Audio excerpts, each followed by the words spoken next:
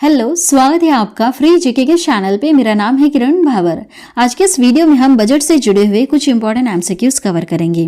सारे क्वेश्चन के आंसर मैं आप लोगों को डिटेल में कवर करवाऊंगी, जिससे बड़ी ही आसानी से ये जो टॉपिक है बजट वाला, ये कवर हो जाएगा। पूरा आपको अच्छी तरह से समझ में आ जाएगा। आप वीडियो को पूरा जरूर देखिएगा। लास्ट में क्वेश्चन आप सभी लोगों से मैंने पूछा है, जिसका आंसर आपको कमेंट करके बताना है। तो चलिए शुरू करते हैं आज के इस वीडियो को। न्यू अपडेट है सन 2023 तक का।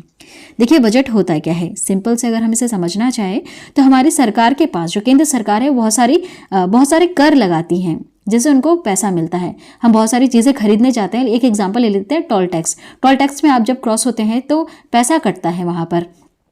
तो जो पैसा है उसमें से कर के तौर पर आप देते हैं किसी केंद्र सरकार को, तो उनके पास जो है थोड़ा थोड़ा पैसा जाता है, बहुत बड़ी अमाउंट में बन जाता है। जब बहुत सारे लोग बहुत सारी चीज़ों पर कर देते हैं तो बहुत ज़्यादा बड़ी अमाउंट यह बन जाती है। तो उस पैसे का सरकार क्या करेगी, क्या फ़ायदा हमको मिलने वाला है और कहाँ कहाँ से कितना पैसा आया है, उसका जो लेखा जोखा होता है, ये सारी चीज़ें वह साफ तौर पर बताती है। कहाँ पर? हमारी संसद में पेश करती है इस चीज़ को। कौन बताते हैं? जो वित्त मंत्री हैं, क्योंकि वित्त से जुड़ी हुई चीज़ें हैं, पैसे से रिलेटेड है, तो वित्त मंत्री ही इसको बताती है। बस यही होता है बजट। अब देखिए, इससे जुड़े जितने क्वेश्चंस हैं हम क्लियर करेंगे, और वहाँ पर बहुत सारे एक्स्ट्रा पॉइंट्स भी मैं आप लोगों को क्लियर करवाऊंगी। आई होप आपको समझ में आया होगा कि बजट क्या होता है, केंद्र सरकार के पास कितना पैसा आ रहा है और अगले सालों में उसका वो कैसे यूज करने वाली है। बस यही होता है बजट पेश करना। देखिए, वर्ष 2023-24 के लिए बजट 1 फरवरी को कौन पेश करेंगे? जो वर्तमान में वित्त मंत्री हैं। तो वित्त मंत्री कौन है? निर्मला सीतारमण है। देखिए, इस बजट को वित्त मंत्रालय और अन्य संबंधित मंत्रालय से परामर्श करके तैयार किया जाता है। इसे तैयार कौन करते हैं? वित्त मंत्रालय और इससे जुड़े हुए अन्य संबंधित मंत्रालय। इनके परामर्श के द्वारा इसको तैयार किया जाता है। वर्ष 2023-24 के लिए बजट 1 फरवरी को केंद्रीय वित्त मंत्री निर्मला सीतारमण पेश करेंगे। कब? 1 फरवरी को।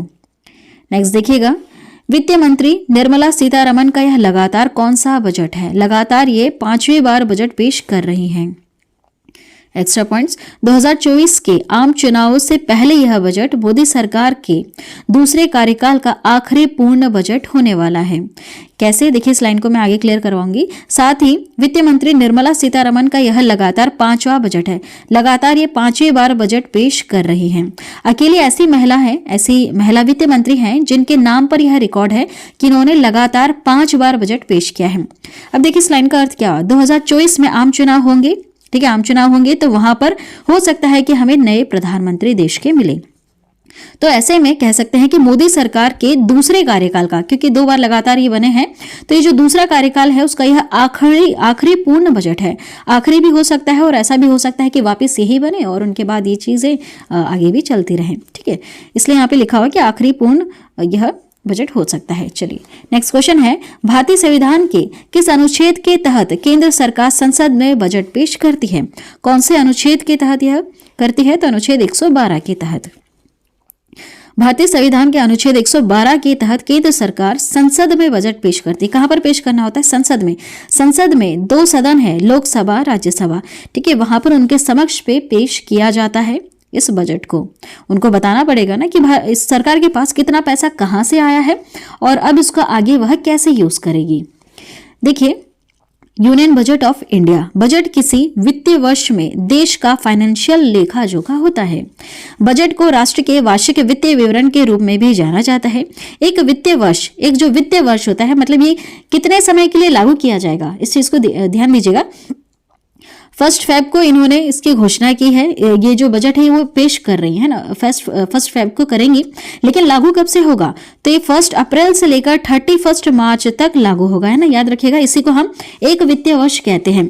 काफी ज्यादा इंपॉर्टेंट पॉइंट। एक वित्तीय वर्ष किसे कहते हैं? 1 अप्रैल से शुरू होगा ये और अगले साल के 31 मार्च को यह समाप्त हो जाता है।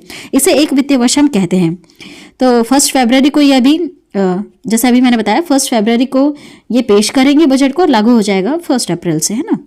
काफी ज्यादा इंपॉर्टेंट पॉइंट है ये। देखिए, नेक्स्ट है, भारत में पहली बार कब बजट को पेश किया गया? कब? 7 अप्रैल 1860 में पेश किया गया था। पहली बार की हम बात करें भारत देश में, यहाँ पर हम स्वतंत्र वर्ड का यूज नहीं कर रहे हैं, उससे जुड़ा हुआ क्वेश्चन आगे आएगा। भारत देश में पहली बार कब बजट पेश किया गया? तो 7 अप्रैल 1860 को। भारत में बजट पहली बार 7 अप्रैल 1860 को पेश किया गया था। देखिए, स्कॉटिश अर्थशास्त्री और ईस्ट इंडिया कंपनी के राजनेता रहे हैं जेम्स विल्सन। इन्होंने देश का पहला बजट जो है ब्रिटिश क्राउन के सामने पेश किया था। तब हमारा भारत देश आजाद नहीं हुआ था, तब पेश किया गया था 1860 में। किसके सामने? ब्रिटिश क्राउन के सामने पेश किया गया था। नेक्स्ट क्वेश्चन है, स्वतंत्र भारत का पहला बजट वर्ष 1974 में किसके द्वारा पेश किया गया था? स्वतंत्र भारत में हमारा भारत देश स्वतंत्र हुआ 15 अगस्त 1947 को। उसके बाद पहली बार किसने पेश किया? किसने पेश किया? इनका नाम है आर.के. सनमुखम सेट्टी। याद रखिएगा, इंपॉर्टेंट क्वेश्चन, आर.के. सनमुखम सेट्टी। स्वतंत्र भारत का पहला बजट इन्होंने 1947 में पेश किया था। देखिए, स्वतंत्र भारत का पहला बजट 1947 में आर.के. सनमुखम चेट्टी द्वारा पेश किया गया था। इनका नाम है आर.के. सनमुखम चेट्टी, है ना। यह बजट 15 अगस्त 1947 से 31 मार्च 1948 तक के 7.5 माह की अवधि के लिए किया गया था। जॉन मथाई को वर्ष 1950 में गणतंत्र भारत का पहला केंद्रीय बजट पेश करने का गौरव प्राप्त हुआ है। देखिए, अभी हमने देखा कि स्वतंत्र भारत का जो पहला बजट है यह किसने पेश किया था? सनमुखम चेट्टी ने। लेकिन अगर आपसे क्वेश्चन पूछा जाए कि गणतंत्र भारत का पहला केंद्रीय बजट किसने पेश किया, तो जॉन मथाई ने। अब गणतंत्र भारत क्या है, मैंने आपको बताया था। भारत आजाद हुआ था 1947 में, लेकिन भारत देश का संविधान लागू कब हुआ था? 26 जनवरी को हुआ था 1950 में। 1950 में हुआ था तो गणतंत्र भारत बना था तब से, क्योंकि हमारे भारत देश के अपने खुद के राष्ट्रपति थे, है ना। तो देखिए, उस समय फिर किसने पहली बार पेश किया, यह भी क्वेश्चन आपको पता होना चाहिए। इसका आंसर जॉन मथाई ने पेश किया था। दोनों में डिफरेंस है, दोनों का मीनिंग अलग अलग है, तो इस चीज को ध्यान दीजिएगा। स्वतंत्र भारत आजाद होने के समय जिन्होंने पेश किया था वो थे आर.के. सनमुखम चेट्टी। लेकिन जब भारतीय संविधान लागू हुआ और गणतंत्र भारत बना, तब पेश किया था जॉन मथाई ने। चलिए आगे बढ़ते हैं नेक्स्ट क्वेश्चन की तरफ। आई होप जो पॉइंट्स में क्लियर करवा रही हूं ये क्लियर हो रहे होंगे। नेक्स्ट है, अभी तक सबसे ज्यादा 10 बार बजट किसने प्रस्तुत किया है? इनका नाम है मोरारजी देसाई। मोरारजी देसाई अभी तक सबसे ज्यादा 10 बार बजट पेश कर चुके हैं। देखिए, भारत में अभी तक वर्ष 2013 तक सबसे अधिक बार बजट पेश करने वाले वित्त मंत्री हैं मोरारजी देसाई। उन्होंने कुल 10 बार 10 बजट पेश किए हैं, जबकि जो पी चिदम्बरम है उनके बाद जो दूसरे नंबर के वो है पी चिदम्बरम, इन्होंने 8 बार बजट पेश किया है ना। ये दोनों पॉइंट याद रखिएगा। 10 बार किसने पेश किया है? वित्त मंत्री हैं मोरारजी देसाई, पूर्व वित्त मंत्री हैं, इन्होंने पेश किया था 10 बार, और 8 बार जो पेश कर चुके हैं वह है पी चिदम्बरम, है ना। याद रखिएगा। नेक्स्ट क्वेश्चन देखिएगा, बजट की शुरुआत कहां से हुई? पूछा जाए कौन से देश ने इसकी शुरुआत की है, तो वह है इंग्लैंड। इंग्लैंड देश से शुरुआत की गई है। देखिए, बजट की शुरुआत इंग्लैंड में हुई है। वर्ष 1760 की शुरुआत में राजकोष के चांसलर ने प्रत्येक वित्तीय वर्ष के शुरू में संसद में राष्ट्रीय बजट पेश करना शुरू किया है। अगर सन पूछा जाए तो 1760 में, है ना। 1760 से ही यह शुरू हो चुका था। बजट की शुरुआत कहां से हुई है? इंग्लैंड से। नेक्स्ट है, सबसे लंबे बजट भाषण का रिकॉर्ड किस वित्त मंत्री के नाम है? किसके नाम है? तो जो अभी वर्तमान में है निर्मला सीतारमण, इनके नाम पर ही है। सबसे लंबा बजट इन्होंने लंबा बजट भाषण पेश किया था। देखिए, यहाँ पर भाषण है यह। देखिए, सबसे लंबे बजट भाषण का जो रिकॉर्ड है यह मौजूदा वित्त मंत्री निर्मला सीतारमण के नाम है। उन्होंने 1 फरवरी 2020 को यूनियन बजट 2020-21 पेश करते समय 2 घंटे, है ना, करीबन कितने 2 hours 42 minutes लंबा बजट भाषण इन्होंने पेश किया था। समय पूछा जाए तो 2 hours 42 minutes, है ना, काफी लंबा था यह। कब? 1 फरवरी 2020 को बजट पेश हुआ था। कब से कब तक के लिए? 1 अप्रैल 2020 से लेकर 31 मार्च 2021 तक के लिए।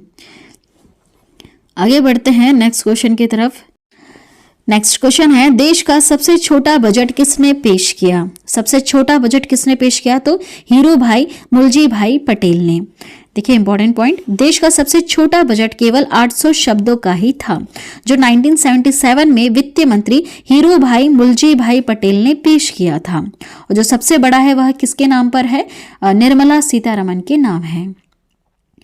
नेक्स्ट क्वेश्चन देखिएगा, हर साल बजट किसके द्वारा पेश किया जाता है? बताइए।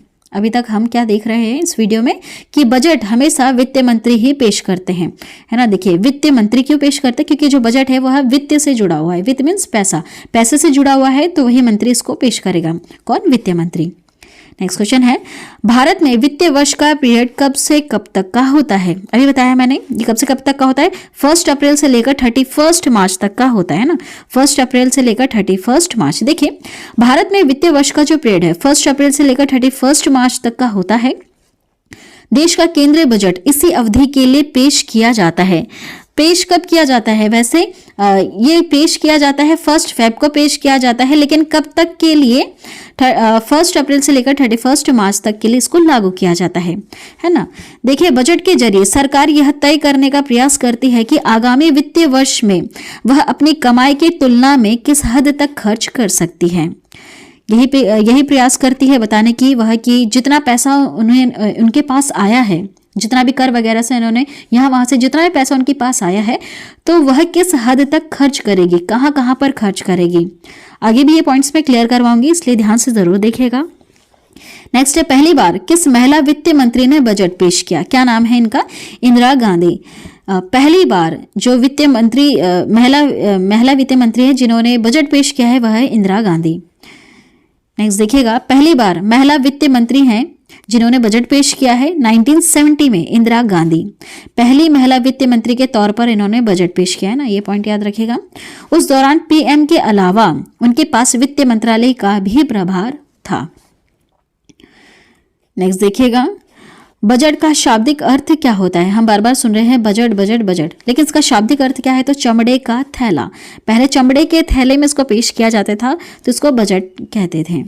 देखिए बजट शब्द का विकास फ्रेंच शब्द बुजेट से हुआ है, जिसका शाब्दिक अर्थ है एक छोटा चमड़े का थैला। नेक्स्ट क्वेश्चन, कितने दिन पहले शुरू हो जाती है बजट की तैयारी? ये 6 माह पहले से ही इसकी तैयारियां शुरू हो जाती है। देखिएगा बजट बनाने की तैयारी करीब 6 महीने पहले यानी आमतौर पर सितंबर में ही शुरू हो जाती है। नेक्स्ट क्वेश्चन है, पहली बार देश में पेपरलेस बजट किसने पेश किया? निर्मला सीतारमण ने पेश किया है पहली बार देश में पेपरलेस बजट। देखिए सन 2021 में ही देश में पेपरलेस बजट पेश किया जा रहा है, देश में पेपरलेस बजट पेश किया जा रहा है। 2021 में पहली बार पेश किया गया था। वित्त मंत्री निर्मला सीतारमण 2021-22 में पेपरलेस बजट पेश कर चुकी हैं। नेक्स्ट है, देश का बजट सत्र किसके अभिभाषण से शुरू होता है? किनके अभिभाषण से शुरू होता है? जो वर्तमान में राष्ट्रपति हैं इनके अभिभाषण से ही शुरू होता है। इनकी परमिशन लेनी होती है, उसके बाद ही बजट पेश किया जाता है। ठीक है, तो इनका क्या नाम है? अभी वर्तमान में राष्ट्रपति कौन है? श्रीमती द्रौपदी मुर्मू। देखिए देश का बजट सत्र, जो बजट सत्र है यह राष्ट्रपति के अभिभाषण से शुरू होता है। किसी भी सत्र की शुरुआत या नई सरकार के गठन के बाद संसद का पहला सत्र राष्ट्रपति के संबोधन से ही शुरू होता है, इसे याद रखिएगा। संसद में बजट पेश करने से पहले राष्ट्रपति की मंजूरी लेना जरूरी होती है। राष्ट्रपति की मंजूरी मिलने के बाद इसे कैबिनेट के सामने रखा जाता है और इसके बाद संसद के दोनों सदनों में इसे पेश किया जाता है। नेक्स्ट क्वेश्चन है, अप्रैल की किस तिथि से लागू होता है बजट? बहुत बार हमने क्लियर किया है, ये 1 अप्रैल से लागू होता है। कब से कब तक? 1 अप्रैल से लेकर 31 मार्च तक, अगले साल की 31 मार्च तक, है ना। जैसे अभी जो 2023 में जो भी पेश कर रही हैं निर्मला सीतारमण बजट, वो लागू हो जाएगा 1 अप्रैल से लेकर 2024 की 31 मार्च तक, है ना। इसका अर्थ यह होता है, देखिए 1 अप्रैल से लागू होता है बजट। बजट पेश होने के बाद इसे संसद के दोनों सदनों यानी लोकसभा और राज्यसभा से पास करना भी जरूरी होता है। दोनों सदनों से पास होने के बाद बजट आगामी वित्तीय वर्ष के पहले दिन यानी 1 अप्रैल से लागू होता है। देश में मौजूदा वित्तीय वर्ष की अवधि जो है 1 अप्रैल से लेकर 31 मार्च तक की होती है। देखिए, अब हम यहाँ पर कुछ एक्स्ट्रा पॉइंट्स कवर करेंगे जिससे आपको काफ़ी ज़्यादा हेल्प मिलेगी इस टॉपिक को और अच्छी तरह से समझने में। जैसे मैंने आपको बहुत ही सिंपल वर्ड में समझाया कि केंद्रीय बजट क्या होता है। भारत सरकार के पास बहुत सारे कर से पैसा आता है, तो उस पैसे का वो कैसे यूज़ करेगी, हमें क्या लाभ दे सकती है, वो बताते हैं, उसे कहते हैं बजट पेश करना। देखिए, यदि वार्षिक संघीय बजट लोकसभा द्वारा पारित नहीं होता है तो प्रधानमंत्री अपनी मंत्रिपरिषद का त्यागपत्र पेश कर सकता है। इस पॉइंट को याद रखिएगा। जो संघीय बजट पेश किया जा रहा है 1 फरवरी को, उसे पास करवाना है, 1 अप्रैल से पहले पास करवाना है ताकि 1 अप्रैल को इसको लागू कर सके। अगर यह पारित नहीं होता है तो ऐसे में जो प्रधानमंत्री हमारे अपनी मंत्रिपरिषद का त्यागपत्र पेश कर सकते हैं। देखिए, प्रारंभ में रेल बजट और आम बजट एक साथ ही प्रस्तुत किया जाता था, याद रखिएगा, लेकिन 1921 में नियुक्त हुए थे ऑकवर्थ कमेटी के नियुक्त की गई थी एक कमेटी जिसका नाम है ऑकवर्थ कमेटी। इनकी सिफारिशों के आधार पर 1924 में यह निर्णय लिया गया कि रेल बजट को आम बजट से अलग प्रस्तुत किया जाए। 1925 में पहली बार रेल बजट को अलग से पेश किया गया और तभी से रेल बजट को आम बजट से अलग प्रस्तुत किया जाने लगा है। लेकिन 2017 में भाजपा सरकार ने रेल बजट को आम बजट के साथ पेश करने का निर्णय लिया और 2017 के रेल बजट को आम बजट के साथ ही पेश किया जाता है ना, याद रखिएगा। देखिए, 1921 में एक कमेटी नियुक्त की गई थी ऑकवर्थ कमेटी। इसकी सिफारिशों के आधार पर ही 1924 में यह निर्णय लिया गया था कि रेल बजट को आम बजट से हमेशा अलग ही पेश किया जाएगा। निर्णय लिया और 1925 में पहली बार रेल बजट को आम बजट से अलग पेश करना चालू भी कर दिया। लेकिन 2017 में भाजपा सरकार ने वापस से रेल बजट और आम बजट को एक साथ पेश करने का निर्णय लिया और आज भी एक साथ पेश किया जाता है ना, ये पॉइंट याद रखिएगा। नेक्स्ट है, जवाहरलाल नेहरू ने वर्ष 1958-59 का जो बजट पेश किया, उस बजट को पेश करते हुए उन्होंने यह घोषणा की कि अगले वर्ष से बजट 28 फरवरी के दिन ही पेश किया जाएगा। देखिए, वित्त मंत्री के रूप में वर्ष 1991 में डॉक्टर मनमोहन सिंह ने देश में आर्थिक उदारीकरण की नीति लागू करने की घोषणा की। ये पॉइंट भी इंपॉर्टेंट है। नेक्स्ट पॉइंट देखिएगा, अंग्रेजों ने भारत के लिए बजट पेश करना शुरू किया तो उसके लिए शाम के 5 बजे का समय रखा गया था, लेकिन 1999 में एनडीए की सरकार के वित्त मंत्री यशवंत सिन्हा ने बजट पेश करने का समय दिन के 11 बजे कर दिया। ठीक है, अंग्रेजों ने इसका समय टाइम था वो शाम के 5 बजे का कर दिया था, लेकिन एनडीए की सरकार आई थी 1999 में, जो वित्त मंत्री है यशवंत सिन्हा, इन्होंने बजट पेश करने का समय 11 बजे का कर दिया है ना, ये पॉइंट याद रखिएगा। नेक्स्ट है, 25 फरवरी 1992 में भारत में पहली बार रेल बजट और 29 फरवरी 1992 को सामान्य बजट को टेलीविजन पर प्रसारण शुरू हुआ था। देखिए, साल 1995 तक बजट केवल अंग्रेजी में ही पेश किया जाता था, जबकि इसके बाद से कांग्रेस सरकार ने बजट पेपर्स को हिंदी और अंग्रेजी दोनों में प्रिंट करने का फैसला लिया। 1955 से पहले ये सिर्फ इंग्लिश में पेश किया जाता था, लेकिन बाद में कौन सी सरकार की मदद से, कांग्रेस सरकार की मदद से जो बजट पेपर्स है इसको हिंदी इंग्लिश दोनों लैंग्वेज में अवेलेबल करवाया गया। अब जो हम यहाँ पे पॉइंट्स कवर करेंगे ये काफी ज्यादा इंपॉर्टेंट पॉइंट्स हैं।